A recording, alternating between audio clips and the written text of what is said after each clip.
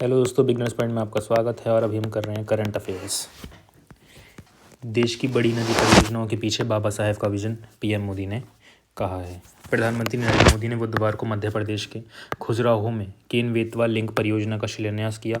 इस मौके पर उन्होंने देश की बड़ी नदी परियोजनाओं का श्रेय डॉक्टर भीमराव अम्बेडकर को देते हुए कहा, आज़ादी के बाद की जलघाटी परियोजनाओं के पीछे उन्हीं का विजन था।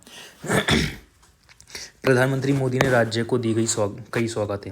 मध्य प्रदेश और उत्तर प्रदेश के बुंदेलखंड की तस्वीर और तकदीर बदलने वाली केन बेतवा लिंक परियोजना के शिलान्यास के मौके पर प्रधानमंत्री मोदी ने राज्य को कई अन्य सौगातें भी दी। उन्होंने पूर्व प्रधानमंत्री अटल बिहारी वाजपेयी पर एक डाक टिकट और एक स्मारक सिक्का भी जारी किया। आपको बता दें कि आज अटल जी की 100वीं जयंती है। कांग्रेस राज्य में जल संकट कोई समस्या नहीं।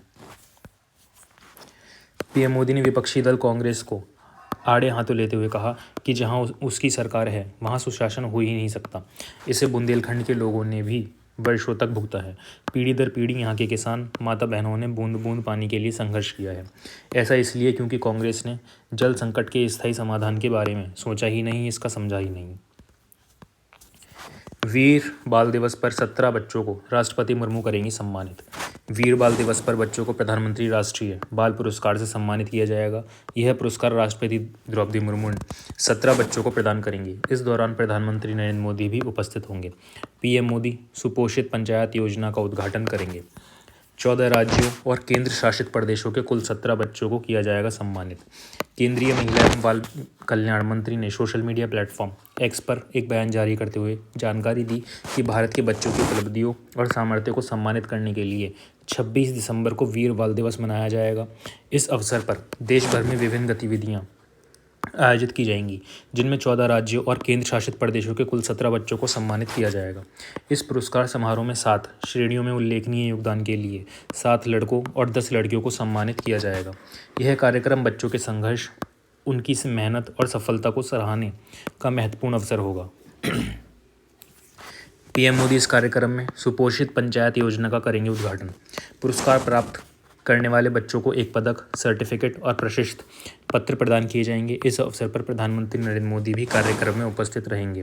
प्रधानमंत्री मोदी इस कार्यक्रम में सुपोषित पंचायत योजना का उद्घाटन करेंगे, जिसका उद्देश्य स्थानीय स्तर पर पोषण सुरक्षा को सुदृढ़ बनाना है।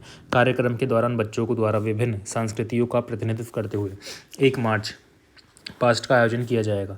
इस समारोह में 3,500 बच्चे भाग लेंगे, जो भारत की समृद्ध सांस्कृतिक धरोहर को प्रदर्शित करते हुए सांस्कृतिक प्रस्तुतियां देंगे। इस कार्यक्रम का मुख्य उद्देश्य पोषण सुरक्षा को मजबूती से बढ़ावा देना है। कई राज्यों के राज्यपाल बदले गए। आरिफ मोहम्मद खान बनाए गए बिहार के नए राज्यपाल। राष्ट्रपति द्रौपदी मुर्मू ने ओडिशा के राज्यपाल रघुवर दास का इस्तीफा स्वीकार कर लिया है। इसके साथ ही राष्ट्रपति ने कई राज्यों में राज्यपालों की नियुक्ति भी की है। उन्होंने राज्यपालों की नियुक्ति को लेकर खुशी भी जताई है। सभी नियुक्तियां संबंधित कार्यालयों के कार्यभार को संभालने की तारीख से प्रभावी होंगे। राष्ट्रपति कार्यालय में मंगलवार शाम को जारी सूचना के मुताबिक मिजोरम के राज्यपाल डॉक्टर हरिबाबू कंभमपति को ओडिशा का राज्यपाल नियुक्त किया गया है। राष्ट्रपति ने general doctor Vijay Kumar Singh PVSM AVSM YSM सेवानिवृत्त को मिजोरम का राज्यपाल नियुक्त किया है। राजेंद्र विश्वनाथ आलरकर बने केरल के राज्यपाल। इसके अलावा भी कुछ अन्य राज्यों में राज्यपालों की नई नियुक्तियां की गई हैं। इसमें केरल के राज्यपाल आरिफ मोहम्मद खान को बिहार का राज्यपाल नियुक्त किया गया है। आरिफ मोहम्मद खान अपने बयानों को लेकर काफ़ी चर्चा में रहते हैं। उनकी जगह अभी तक बिहार के राज्यपाल के रूप में कार्य कर रहे राजेंद्र विश्वनाथ आलरकर को केरल का राज्यपाल नियुक्त किया गया है। पूर्व प्रधानमंत्री अटल बिहारी की 100वीं जयंती। सदैव अटल पर जाकर पीएम मोदी देंगे श्रद्धांजलि। पूर्व प्रधानमंत्री अटल बिहारी वाजपेयी को बुधवार को 100वीं जयंती मनाई जाएगी। इस अवसर पर पीएम मोदी और केंद्रीय गृह मंत्री अमित शाह समेत कई नेता उनकी समाधि स्थल सदैव अटल पर जाकर श्रद्धांजलि देंगे। बताया जा रहा है कि पीएम मोदी, केंद्रीय गृह मंत्री अमित शाह, भाजपा के राष्ट्रीय अध्यक्ष JP नड्डा सहित NDA के अन्य नेता पूर्व प्रधानमंत्री अटल बिहारी वाजपेयी के जन्मदिन के मौके पर बुधवार सुबह 9 बजे सदैव अटल पर जाएंगे और उन्हें श्रद्धांजलि देंगे। पीएम एक स्मारक डाक टिकट और सिक्का जारी करेंगे। पूर्व प्रधानमंत्री अटल बिहारी वाजपेयी को श्रद्धांजलि देने के बाद पीएम मोदी मध्य प्रदेश के खजुराहो जाएंगे। यहाँ वह अटल बिहारी वाजपेयी की 100वीं जयंती के अवसर पर एक स्मारक डाक टिकट और सिक्का जारी करेंगे। इसके साथ वह 1153 अटल ग्राम सुशासन भवनों की आधारशिला भी रखेंगे। हाईवे पर आवारा पशुओं की चुनौती से निपटने के लिए NHAI की बड़ी पहल, पशु आश्रय स्थलों का होगा निर्माण। राष्ट्रीय राजमार्गों पर पशुओं को होने वाली दुर्घटनाओं से बचाव और आवारा पशुओं की चुनौती से बचने के लिए NHAI ने एक पायलट परियोजना शुरू की है। इसके तहत NHAI ने मवेशी आश्रयों के निर्माण और रखरखाव के लिए मेसर्स गवर कंस्ट्रक्शन लिमिटेड के साथ एक समझौता ज्ञापन पर हस्ताक्षर किया है।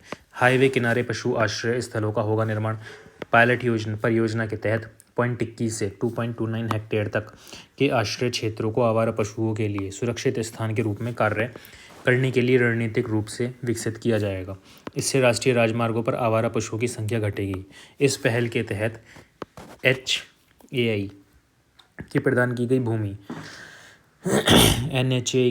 की गई भूमि पर पशु आश्रय स्थलों का निर्माण करेगा। वह पशुओं का कल्याण सुनिश्चित करते हुए रियासत अवधि के दौरान प्राथमिक चिकित्सा, पर्याप्त चारा, पानी और देखभाल करने वाले उपलब्ध कारागार इन आश्रय स्थलों का रखरखाव भी करेगा। 15वें वित्त आयोग ने उत्तर प्रदेश को 1598.80 करोड़ रुपए और आंध्र प्रदेश को 446.39 करोड़ रुपए का दिया अनुदान। केंद्र सरकार ने ग्रामीण विकास के लिए 15वें वित्त आयोग ने उत्तर प्रदेश को 1598.80 करोड़ रुपए और आंध्र प्रदेश को 446.49 करोड़ रुपए का अनुदान दिया है। यह अनुदान ग्रामीण स्थानीय निकायों को सशक्त बनाने के साथ साथ इस क्षेत्र विशेष के मुद्दों का समाधान भी करते हैं। पंचायती राज मंत्रालय ने मंगलवार को एक बयान जारी कर इसकी जानकारी दी है। मंत्रालय के अनुसार सरकार ने वित्तीय वर्ष 24-25 के दौरान उत्तर प्रदेश में ग्रामीण स्थानीय निकायों के लिए 15वें वित्त आयोग अनुदान के रूप में 1598.80 करोड़ रुपए से असंबद्ध अनुदान की दूसरी किस्त जारी की है। ये धनराशि राज्य की सभी पात्र 75 जिला पंचायतों, सभी पात्र 826 ब्लॉक पंचायतों और सभी पात्र 57,691 ग्राम पंचायतों के लिए जारी की गई है। गृह मंत्री अमित शाह ने 3 नए आपराधिक कानूनों के कार्यान्वयन की समीक्षा की। केंद्रीय गृह मंत्री अमित शाह ने नई दिल्ली में राष्ट्रीय अपराध रिकॉर्ड्स ब्यूरो NCRB के साथ 3 नए आपराधिक कानूनों के कार्यान्वयन पर समीक्षा की बैठक की अध्यक्षता की। बैठक में अखिल भारतीय स्तर के CCTNS 2.0, NAFIS जेलों, अदालतों, अभियोजन, फॉरेंसिक के ICJS 2.0 के साथ एकीकृत करने के कार्यान्वयन की समीक्षा की गई। केंद्रीय गृह सचिव, NCRB के निदेशक, गृह मंत्रालय और NCRB और NIC के वरिष्ठ अधिकारियों ने भाग लिया। जांच प्रक्रिया में तेजी लाने से मिलेगी मदद। गृह मंत्री ने NCRB से ICJS 2.0 में नए आपराधिक कानूनों के पूर्ण कार्यान्वयन की सुविधा प्रदान करने को कहा। अमित शाह ने कहा कि प्रत्येक राज्य, केंद्र शासित प्रदेश में ई-साक्ष्य, न्याय श्रुति, ई-साइन और ई-समन जैसे एप्लीकेशन का उपयोग किया जाना चाहिए। तकनीक के इस्तेमाल पर जोर देते हुए केंद्रीय गृह एवं सहकारिता मंत्री ने कहा कि पूर्व निर्धारित समय सीमा के अनुसार जांच अधिकारियों के साथ साथ वरिष्ठ अधिकारियों को अलर्ट भेजने से जांच प्रक्रिया में तेजी लाने में मदद मिलेगी। उन्होंने इस बात पर जोर दिया कि गृह मंत्रालय और NCRB के अधिकारियों की एक टीम को राज्यों, केंद्र शासित प्रदेशों में तकनीकी परियोजनाओं के क्रियान्वयन में वृद्धि करने और हर संभव सहायता प्रदान करने के लिए वहां का दौरा करना चाहिए।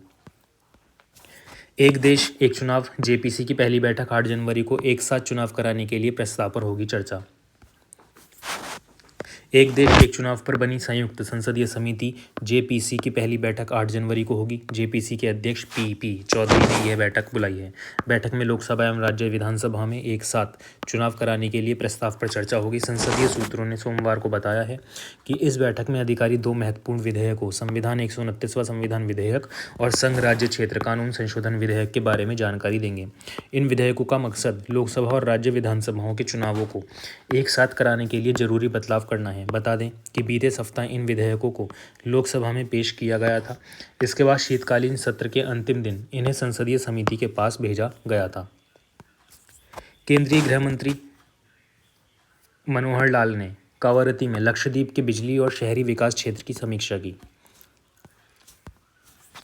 केंद्रीय विद्युत मंत्री मनोहर लाल ने मंगलवार को कवरत्ती में केंद्र शासित प्रदेश लक्षद्वीप के विद्युत क्षेत्र की समीक्षा की। बैठक के दौरान लक्षद्वीप के बिजली क्षेत्र के मुद्दों पर विचार विमर्श किया गया।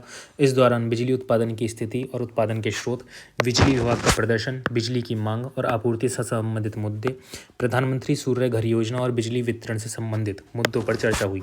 इसके अलावा ग्राउंड माउंटेड सोलर प्रोजेक्ट की स्थिति और फ्लोटिंग सोलर पावर प्लांट की प्रस्तावित परियोजना पर भी विचार विमर्श किया गया।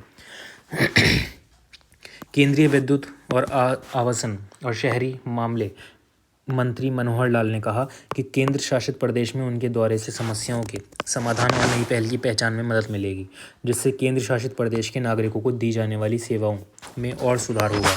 केंद्रीय मंत्री मनोहर लाल ने कहा कि समय के साथ विद्युत उत्पादन की लागत कम करने की आवश्यकता है। उन्होंने सौर और पवन या दोनों के संयोजन जैसी बिजली उत्पादन के नवीकरणीय स्रोतों की हिस्सेदारी बढ़ाकर और बैटरी ऊर्जा भंडारण प्रणाली के साथ संयोजन कर डीजल आधारित उत्पादन पर निर्भरता कम करने की आवश्यकता पर जोर दिया, ताकि एक स्थिर ग्रिड बनाया जा सके। भारत का इराक व सऊदी अरब से होने वाला कच्चे तेल का आयात 10.8% बढ़ा। रूस से आयात में गिरावट। नवंबर महीने में अंतर्राष्ट्रीय बाजार में होने वाले कच्चे तेल के आयात के ट्रेंड में बदलाव हुआ है। इस महीने रूस से होने वाले कच्चे तेल के आयात में कमी आई, जबकि इराक और सऊदी अरब जैसे देशों से होने वाला कच्चा तेल का आयात बढ़कर 9 महीने के रिकॉर्ड ऊंचे स्तर पर पहुंच गया है। नवंबर महीने में भारत ने इराक और सऊदी अरब जैसे देशों से अधिक मात्रा में कच्चे तेल की खरीदारी की। रूस ने मित्र देशों को रियायती दर पर कच्चा तेल बेचना शुरू किया। रूस और यूक्रेन के बीच जंग की शुरुआत होने के बाद से ही विश्व समुदाय ने रूस पर दबाव डालने के लिए कई आर्थिक प्रतिबंध लगा दिए थे। इन प्रतिबंधों के कारण अंतर्राष्ट्रीय बाजार में रूस कच्चे तेल की बिक्री नहीं कर पा रहा था। ऐसी स्थिति में रूस ने अपने मित्र देशों को रियायती दर पर कच्चा तेल बेचना शुरू किया, जिससे वो खुद प्रतिबंधों के बावजूद बड़े आर्थिक संकट का सामना करने से बच गया। वहीं उसके मित्र देशों को रियायती दर पर कच्चा तेल मिलता रहा। भारत ने प्रतिबंधों के बावजूद अमेरिका से कच्चा तेल की खरीदारी जारी रखी। भारत सरकार ने भी प्रतिबंधों के बावजूद रूस से कच्चे तेल की खरीदारी जारी रखी, जिससे भारत के ऑयल इंपोर्ट बिल में गिरावट भी आई। इस साल अक्टूबर तक भारत रूस से सबसे अधिक मात्रा में कच्चे तेल की खरीदारी करता रहा, लेकिन नवंबर महीने में इस ट्रेंड में बदलाव आया। नवंबर में रूस से होने वाले कच्चे तेल के आयात में करीब 13% की कमी आ गई। एरो इंडिया 2025 10 से 14 फरवरी तक बेंगलुरु में आयोजित होगा 15वां संस्करण।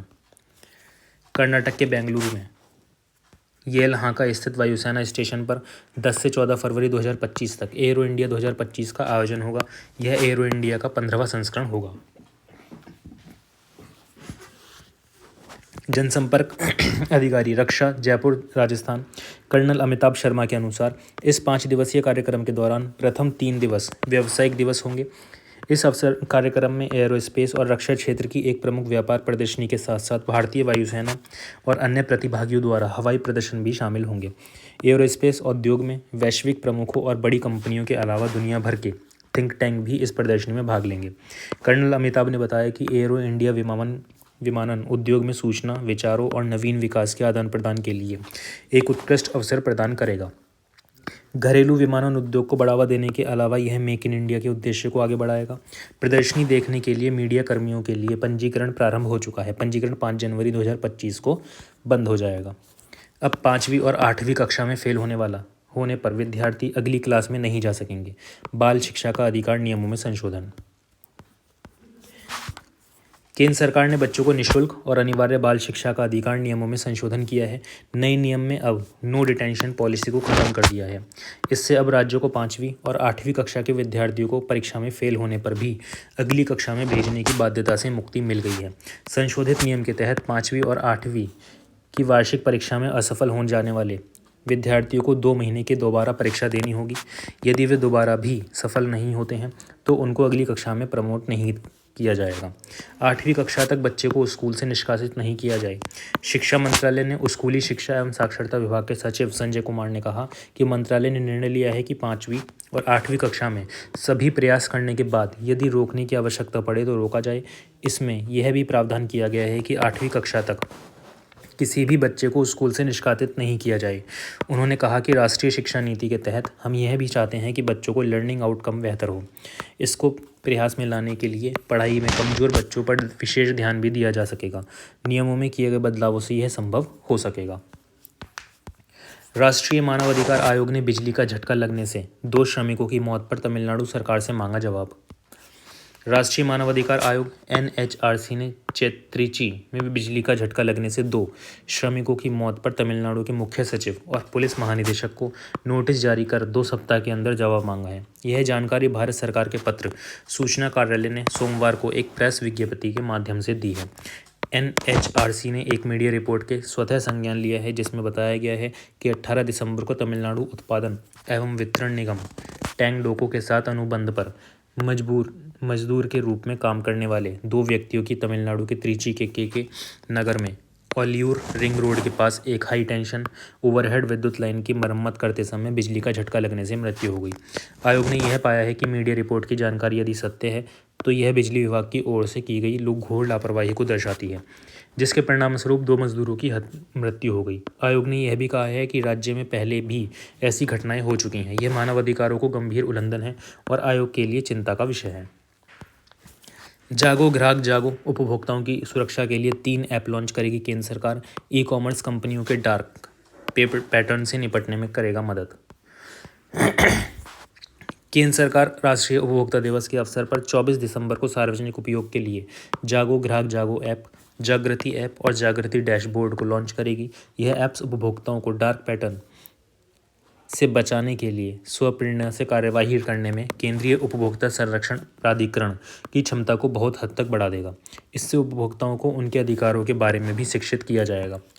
पारदर्शी और निष्पक्ष डिजिटल बाजार बनाने का प्रयास उपभोक्ता कार्य, खाद्य एवं सार्वजनिक वितरण मामलों के मंत्रालय ने एक बयान में बताया कि राष्ट्रीय उपभोक्ता दिवस 24 दिसंबर 2024 को उपभोक्ता मामले का विभाग सार्वजनिक उपयोग के लिए जागो ग्राहक जागो ऐप, जागृति डैशबोर्ड का शुभारंभ। इन ऐप को लॉन्च करने का मकसद उपभोक्ताओं को डार्क पैटर्न से बचाया जा सके। ये ऐप्स CCPA की क्षमता को काफ़ी बढ़ाएंगे ताकि वे डार्क पैटर्न्स के खिलाफ स्वतः संज्ञान ले सकें। इन पहलों के जरिए एक पारदर्शी और निष्पक्ष डिजिटल बाजार बनाने का प्रयास किया जा रहा है, जहां उपभोक्ता बिना किसी धोखे या दबाव के सूचित निर्णय ले सकेंगे। जागो ग्राहक जागो ऐप, जागृति डैशबोर्ड का कार्य। मंत्रालय ने कहा कि जागो ग्राहक जागो ऐप उपभोक्ता की ऑनलाइन गतिविधियों के दौरान सभी URL के बारे में आवश्यक ई-कॉमर्स जानकारी प्रदान करता है। उन्हें सचेत करता है कि कोई URL असुरक्षित हो सकता है। इसके लिए सावधानी बरतने की ज़रूरत है। वहीं जागृति ऐप उपयोगकर्ताओं को उन URL की रिपोर्ट करने की अनुमति देता है जहां उन्हें एक या अधिक डार्क पैटर्न की उपस्थिति का संदेह है, जिन्हें अवैध घोषित किया गया है। इन रिपोर्ट को फिर संभावित निवारण और बाद की कार्यवाही के लिए केंद्रीय उपभोक्ता संरक्षण प्राधिकरण में CCPA में शिकायत के रूप में पंजीकृत किया जाता है। कोलकाता एयरपोर्ट पर उड़ान यात्री कैफ़े शुरू, सस्ती दरों पर चाय और अन्य चीज़ें उपलब्ध। अब कोलकाता एयरपोर्ट पर सिर्फ 10 रुपये में चाय उपलब्ध है। यहाँ नई पहल यात्रियों के लिए खुशी की बजाय वजह बन गई है। जी हाँ, केंद्रीय नागरिक उड्डयन मंत्री राममोहन नायडू किंजरापू ने कोलकाता के नेताजी सुभाष चंद्र बोस अंतर्राष्ट्रीय हवाई अड्डे के शताब्दी समारोह के उद्घाटन के दौरान उड़ान यात्री कैफ़े का शुभारंभ किया। यहाँ सस्ती दरों पर चाय और अन्य चीज़ें उपलब्ध। दरअसल संसद के शीतकालीन सत्र में इस बार एयरपोर्ट पर खाने पीने की चीज़ों के बढ़े हुए दामों का मुद्दा उठाया गया था, जिसके पश्चात एयरपोर्ट्स पर उड़ान यात्री कैफ़े की शुरुआत हो गई है। इस कैफ़े में सस्ती दरों पर चाय और अन्य चीज़ें उपलब्ध हैं। ऐसे में यात्रियों के लिए यह एक राहत भरी बात है। अब यात्रियों को सस्ते में चाय और पानी उपलब्ध होने से यात्रा का अनुभव और बेहतर हो जाएगा। ज्ञात हो, आम आदमी पार्टी के सांसद राघव चड्ढा ने संसद के शीतकालीन सत्र में एयरपोर्ट पर खाने पीने की चीज़ों के बढ़े हुए दामों का मुद्दा उठाया था। उन्होंने सवाल किया था कि क्यों एयरपोर्ट पर पानी की बोतल के लिए 100 रुपये और चाय के लिए 200 से 250 रुपये देने पड़ते हैं। यह दाम आम जनता की पहुंच से बाहर है। चड्डा ने सुझाव दिया था कि एयरपोर्ट्स पर सस्ते कैफ़े या कैंटीन की सुविधा होनी चाहिए। राष्ट्रपति ट्रंप ने चेन्नई के तकनीकी विशेषज्ञ श्रीराम कृष्णन को चुना अपना AI सलाहकार।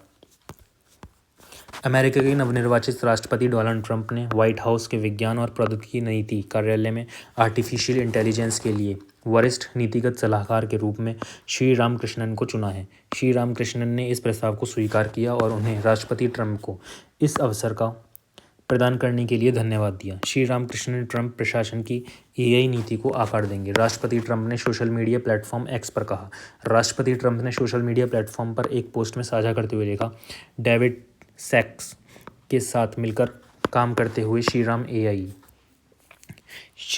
में निरंतर अमेरिकी नेतृत्व सुनिश्चित करने पर ध्यान केंद्रित करेंगे और विज्ञान और प्रौद्योगिकी पर राष्ट्रपति की सलाहकार परिषद के साथ काम करने सहित सरकार भर में AI नीति को आकार देने और समन्वित करने में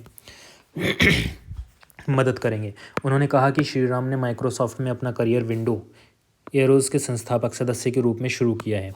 वह सरकार की AI नीति को आकार देने में मदद करेंगे। श्री रामकृष्णन ने डोनाल्ड ट्रंप का आभार व्यक्त किया। वहीं दूसरी ओर 41 वर्षीय श्री रामकृष्णन ने इस प्रस्ताव को स्वीकार किया है। उन्होंने डोनाल्ड ट्रंप का आभार व्यक्त करते हुए सोशल मीडिया X पर एक पोस्ट में कहा, मैं अपने देश की सेवा करने और डेविड सैक्स के साथ मिलकर काम करते हुए AI में निरंतर अमेरिकी नेतृत्व सुनिश्चित करने में सक्षम होने के लिए सम्मानित महसूस कर रहा हूं। उन्होंने राष्ट्रपति डोनाल्ड ट्रंप को इस अवसर को प्रदान करने के लिए धन्यवाद दिया। केंद्रीय मंत्री जितेंद्र सिंह आज सुशासन प्रथाओं पर राष्ट्रीय कार्यालय का करेंगे उद्घाटन। केंद्रीय मंत्री डॉक्टर जितेंद्र सिंह आज सोमवार नई दिल्ली में आयोजित होने वाली सुशासन प्रथाओं पर आधारित राष्ट्रीय कार्यशाला का उद्घाटन करेंगे। इस दौरान वह मंत्रालयों एवं विभागों द्वारा स्वच्छता अभियान 4.0 की सर्वोत्तम प्रथाओं पर आयोजित प्रदर्शनी का भी उद्घाटन करेंगे। विशेष अभियान 4.0 के दौरान सर्वोत्तम प्रथाओं के प्रसार के लिए कार्यशाला में मंत्रालयों व विभागों के 750 अधिकारी भाग ले रहे हैं। प्रधानमंत्री नरेंद्र मोदी ने चौथे सुशासन सप्ताह की सफलता के लिए बधाई और शुभकामनाएं दी हैं। प्रधानमंत्री ने अपने संदेश में कहा, सुशासन ही राष्ट्र की तरक्की की कुंजी है। एक पारदर्शी, कुशल और जवाबदेह प्रशासन प्रदान करना एक अहम पहलू है जो लोगों के समग्र कल्याण और बेहतरी के लिए काम करता है। आधिकारिक बयान के अनुसार डॉक्टर जितेंद्र सिंह सोमवार को स्वच्छता को संस्थागत बनाने और सरकार में लंबित मामलों को कम करने के लिए विशेष अभियान 4.0 की मूल्यांकन रिपोर्ट जारी करेंगे। केंद्रीय मंत्री विशेष अभियान 4.0 के दौरान मंत्रालयों और विभागों द्वारा सर्वोत्तम प्रथाओं पर प्रदर्शनी का उद्घाटन करेंगे। DARPG द्वारा 2021-2024 तक सुशासन प्रथाओं पर आयोजित यह चौथी राष्ट्रीय कार्यशाला है। यह हर साल 19 दिसंबर से 25 दिसंबर तक मनाए जाने वाले सुशासन सप्ताह कार्यक्रमों का एक अभिन्न अंग बन गया है। केंद्रीय गृह मंत्री अमित शाह ने त्रिपुरा में 668 करोड़ रुपए से अधिक के विकास कार्यों का किया शुभारंभ। केंद्रीय गृह एवं सहकारिता मंत्री अमित शाह ने रविवार को त्रिपुरा के धलाई में 668 करोड़ रुपए से अधिक के विभिन्न विकास कार्यों का शुभारंभ और शिलान्यास किया। अमित शाह ने धुलाई में ब्रू समुदाय के लोगों के साथ संवाद किया और उनके घर जाकर उनसे मुलाकात भी की। इस मौके पर केंद्रीय गृह अमित शाह ने कहा कि पिछली सरकार में त्रिपुरा में सिर्फ 2.5% लोगों को पीने का पानी मिलता था। आज 85% लोगों के घर नल से जल पहुंचता है। त्रिपुरा का ड्रॉप आउट रेशो कम होकर 3% से नीचे आ गया है और एनरोलमेंट 67% से बढ़कर 99.5% हो गया है। उन्होंने बताया कि माँ त्रिपुरा सुंदरी के भव्य मंदिर का निर्माण किया जा रहा है। इससे पूरी दुनिया से आने वाले श्रद्धालुओं को माँ के दर्शन में और सुगमता होगी। केंद्र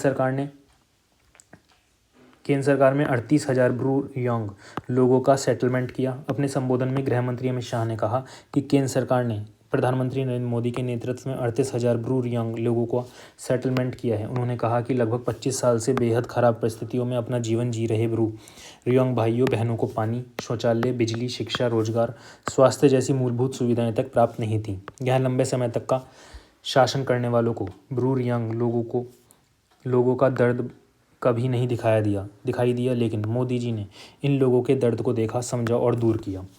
ब्रू रियांग लोगों के लिए 900 करोड़ रुपए के खर्च से 11 गांव भी बसाए। अमित शाह ने कहा 1998 से 72 जीवन जी रहे वाले ब्रू रियांग भाइयों बहनों के लिए न सिर्फ प्रधानमंत्री मोदी ने योजना बनाई बल्कि 900 करोड़ रुपए के खर्च से 11 गांव भी बसाए। उन्होंने कहा कि इन गांवों में बिजली, सड़कें, पीने का पानी, कनेक्टिविटी, सोलर स्ट्रीट लाइट्स, सस्ते अनाज की दुकान, आंगनवाड़ी, स्कूल और स्वास्थ्य केंद्र खुले हैं। प्रधानमंत्री मोदी ने इन 11 कॉलोनी में रहने वाले लोगों को भारत के अन्य नागरिकों की तरह सभी अधिकार देने का काम किया है। ठीक है, और इसी के साथ करंट अफेयर्स हो जाती है समाप्त।